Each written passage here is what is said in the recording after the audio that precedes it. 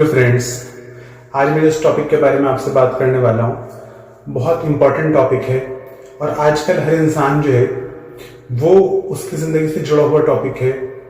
अभी हाल ही में मुझसे पेशेंट ने सवाल कर दिया कि सर ये बताइए कि एंजाइटी डिसऑर्डर्स और डिप्रेशन से कैसे छुटकारा पाया जा सकता है।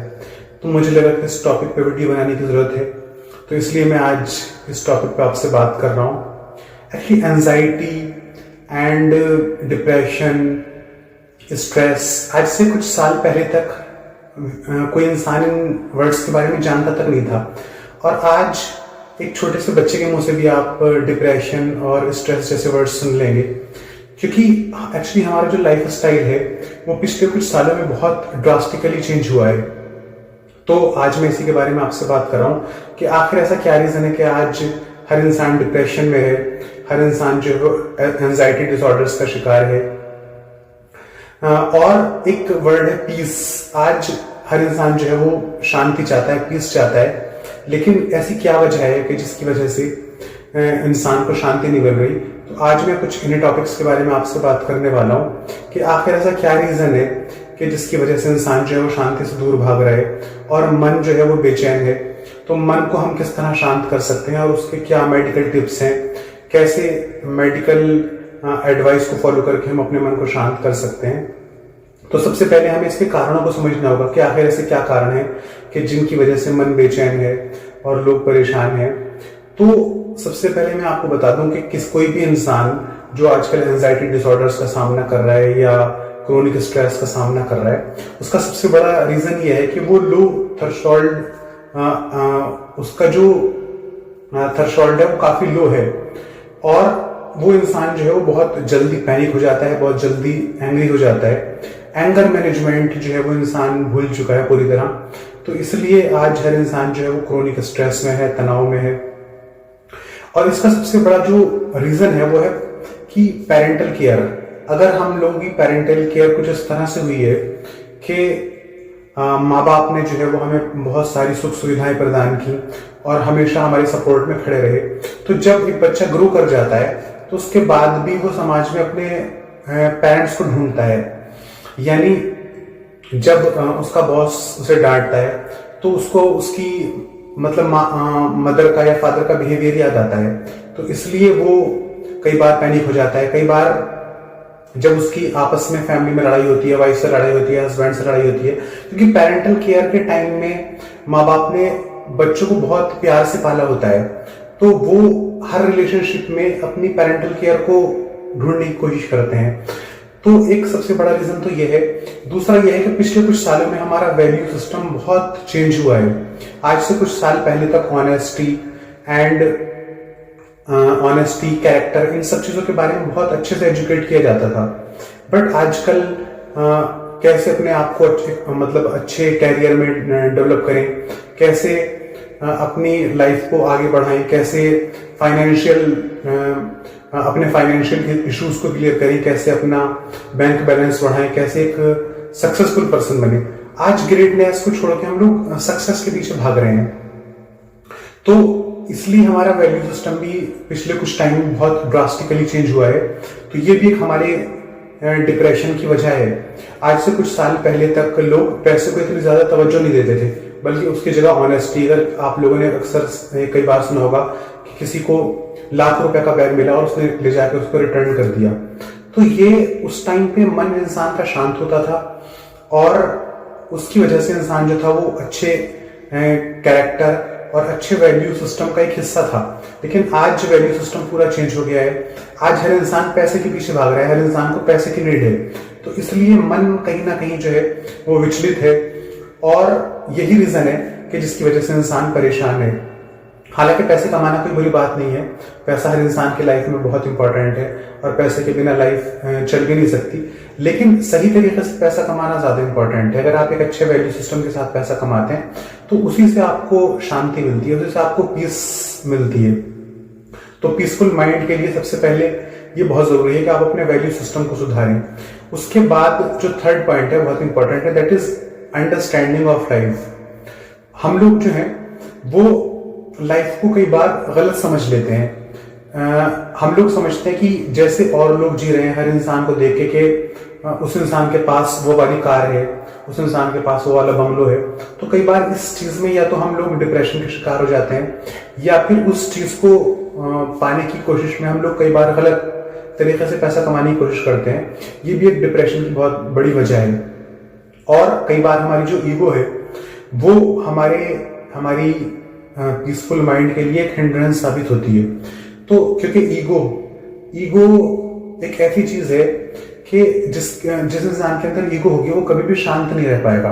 उसको छोटी छोटी बातों का बुरा लगेगा और वो छोटी छोटी बातों को बुरा मान जाएगा। तो इसलिए ईगो को भी अपनी अलग करना जरूरी है। हमें समझ लेना है कि हम जो है वो सिर्फ एक आत्मा है और एक शरीर है, इसके अलावा और कुछ नहीं। हम कई बार बहुत सारी चीजों को अपने आप से, अपनी ईगो से अटैच कर लेते हैं, तो उसके बाद हमें कई बार चीजों को लिटरली लेने में बहुत प्रॉब्लम होती है। किसी इंसान ने अगर हमें 5 मिनट के लिए डांट दिया तो वो कई हफ्तों तक, कई महीनों तक वो चीज दिमाग में चलती है। तो इस चीज को भी, इस डिसऑर्डर को भी करेक्ट करना बहुत जरूरी है कि किस तरह से हम जो है वो ज्यादा से ज्यादा अपने आप को डाउन टू अर्थ बनाएं, और साथ ही हम कैसे अपने आप को बेटरमेंट की तरफ ले जा सकते हैं। अभी मैं आपसे कुछ चीजें डिस्कस करूंगा कि कैसे हम अपनी जिंदगी को शांत बना सकते हैं, कैसे अपने माइंड को शांत कर सकते हैं। तो इसका जो सबसे फर्स्ट पॉइंट है वो है कि कैसे हम अपने आप को सेल्फ डेवलप कर सकते हैं। Self development is the first point of this problem. अगर हम 15 मिनट्स के लिए in the morning and 15 minutes in the evening हम अपने बारे में सोचें, अपना इंट्रोस्पेक्शन करें, तो हम बहुत जल्दी अपने आप को डेवलप कर सकते हैं और बहुत ड्रास्टिकली हमारी जो ईगो है उसको कम कर सकते हैं।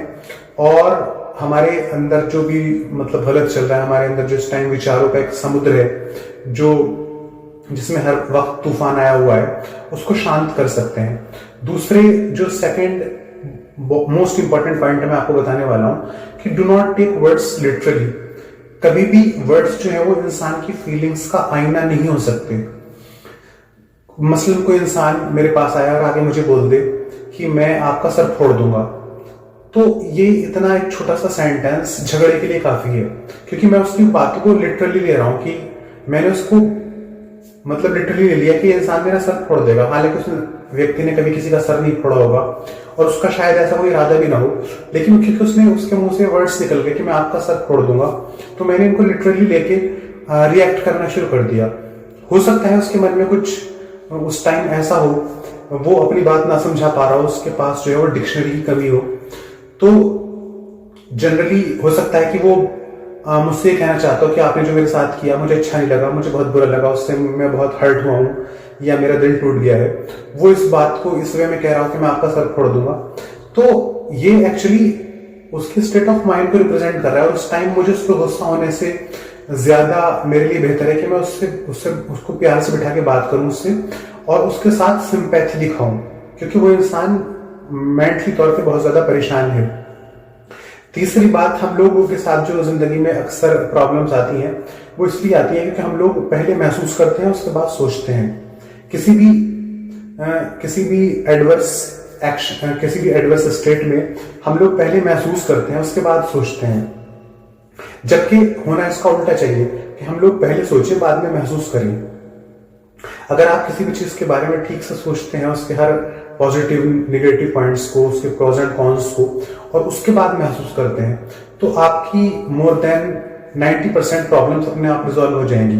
जो हम लोग छोटी छोटी बात का बुरा मान जाते हैं वो बुरा लगना हमें बंद हो जाएगा, क्योंकि हमारा सिस्टम कुछ ऐसा है कि हम पहले महसूस करने लगते हैं और इंसान के वर्ड्स को लिटरली महसूस करते हैं कि उस इंसान ने मुझे इतनी बुरी बात कह दी, उस इंसान ने मुझे गाली दे दी, तो हम उस गाली को इमेजिन करने लगते हैं। हालांकि रियलिटी में जब वो इंसान गाली दे रहा होता है तो उस टाइम जो उसने कहा है उसके बारे में उसका ध्यान भी नहीं होता। मोस्ट ऑफ द टाइम्स वो सिर्फ अपनी मेंटल स्टेट की वजह से, अपने परेशान होने की वजह से कुछ ऐसे वर्ड्स यूज कर लेता है जिसका उसकी लाइफ से कुछ मतलब है ही नहीं। तो लेकिन उन वर्ड्स को लिटरली लेके हम लोग अपने आप को उसके लिए रिएक्टिव कर लेते हैं, तो ये बहुत बड़ी प्रॉब्लम है। आजकल मैं देख रहा हूं कि इंसान की जो पर्सनैलिटी है वो बिल्कुल उलट गई है। एक्चुअली एक अच्छी पर्सनैलिटी क्या है कि इंसान एंथुजियास्टिक होना चाहिए, इंसान एंथुजियास्टिक होना चाहिए, इंसान डायनेमिक होना चाहिए, बॉडी डायनेमिक होनी चाहिए, और माइंड जो है वो शांत होना चाहिए, माइंड काम होना चाहिए। आज हम देख रहे हैं कि इसका उल्टा है, बॉडी बिल्कुल पैसिव हो गई है, बॉडी बिल्कुल मतलब मोस्ट ऑफ द पीपल के को मैं देखता हूं कि बॉडी बिल्कुल थकी हुई है और दिमाग जो है वो बहुत परेशान है, मन बहुत व्याकुल है।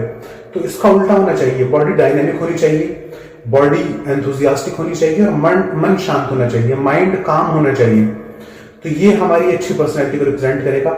अपने आप को बेटर बनाने के लिए और अपनी पर्सनैलिटी को बेटर बनाने के लिए हमें अधिक से अधिक एजुकेशन लेनी चाहिए, ज्यादा से ज्यादा हमें कोशिश करनी चाहिए कि हम कैसे अपने आप को बेटर बना सकते हैं। आजकल बहुत सारे कोर्सेज हैं ऑनलाइन, तो आप उन कोर्सेज को ज्वाइन कर सकते हैं, बहुत अच्छी अच्छी बुक्स पढ़ सकते हैं, एंड कोशिश करें कि आपका जो दिन है वो एक अच्छी थॉट के साथ शुरू हो कि कैसे मैं आज अपने आप को एंथुजियास्टिक रखूंगा, कैसे मैं आज अपने आप को डायनेमिक रखूंगा। तो एक अच्छी सोच के साथ अपने दिन की शुरुआत करें, और एक अच्छी सोच के साथ आप अपने दिन का अपने बिस्तर पे जाएं, यानी दिन के आखिर में भी आपके दिमाग में अच्छे विचार होने चाहिए और दिन की शुरुआत में भी आपके दिमाग में अच्छे विचार होने चाहिए।